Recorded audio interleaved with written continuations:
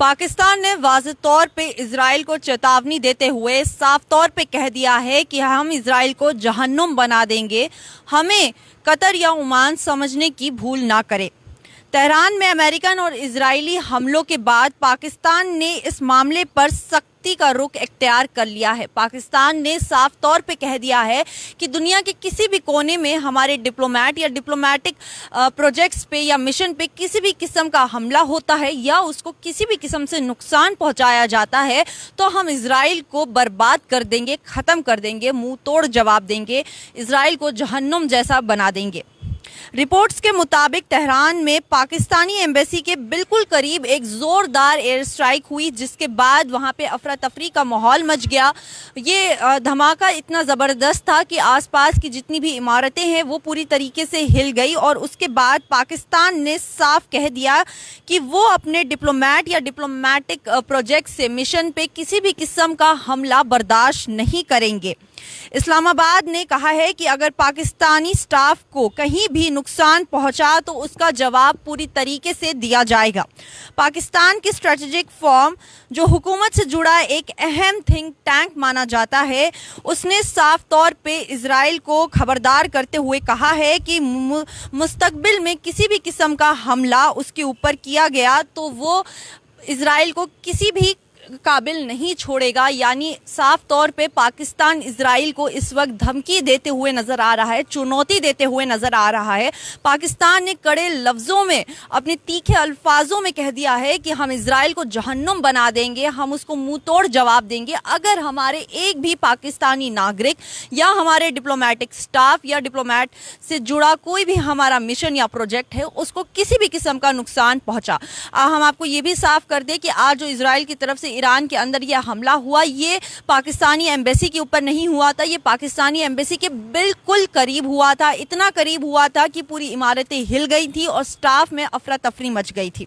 जिसके बाद पाकिस्तान ने इजराइल को सख्त लहजे में यह भी कहा है कि पाकिस्तान को कतर या ओमान समझने की भूल ना करे। एक बहुत बड़ी बात पाकिस्तान ने कह दी है इनडायरेक्टली। अगर पाकिस्तान डिप्लोमेट्स को नुकसान पहुंचा तो इस्लामाबाद सख्त तरीन जवाब देने के लिए तैयार है।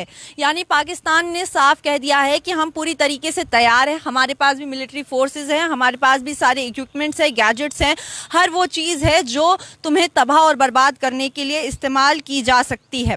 तो ये एक बहुत बड़ी स्टेटमेंट्स पाकिस्तान की तरफ से इजराइल को मिली और ये इस वक्त मिली जिस वक्त अमेरिका ने पाकिस्तान को मीडिएटर बनाया था।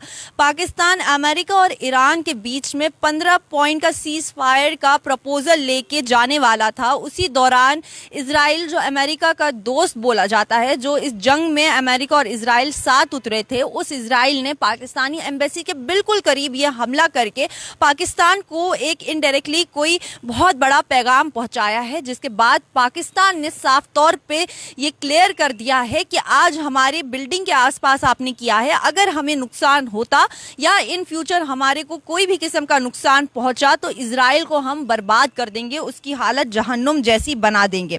तो इस वक्त सवाल ये उठ रहे हैं, जहां एक तरफ इजराइल और अमेरिका मिलकर जॉइंट ऑपरेशन में ईरान के ऊपर ये अटैक्स कर रहे थे, वहीं दूसरी तरफ अमेरिका ने पाकिस्तान का सहारा लिया ईरान के साथ सीज फायर के ऊपर एग्रीमेंट को ले जाने का, उस प्रस्ताव पे बातचीत करने का। वहीं दूसरी तरफ ये देखने को मिल रहा है कि इजराइल पाकिस्तानी एम्बेसी के आसपास हमला करके पाकिस्तान को कोई बहुत बड़ा पैगाम पहुंचाने की कोशिश कर रहा है। ये माना जा सकता है कि वो कह रहा है कि इस वॉर से आप दूर रहो।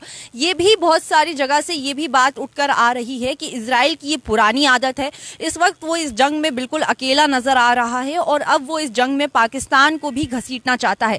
इजराइल की ये पुरानी आदत है, वो हर उस मसले में अकेला हो जाता है और फिर उसके बाद वो दुनिया के अलग अलग देशों को उस मसले के अंदर घसीटना चाहता है।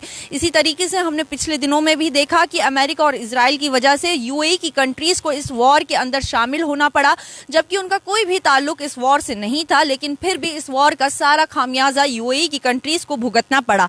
और अब ये भी देखा जा सकता है कि पाकिस्तान को पहले डोनाल्ड ट्रंप ने इसमें सीज फायर एग्रीमेंट को ले जाने के लिए एक मीडिएटर के तौर पे प्रस्ताव दिया, और दूसरी तरफ अब इजराइल उसको इस जंग में घसीटने के लिए उसके एम्बेसी के आसपास हमला कर रहा है।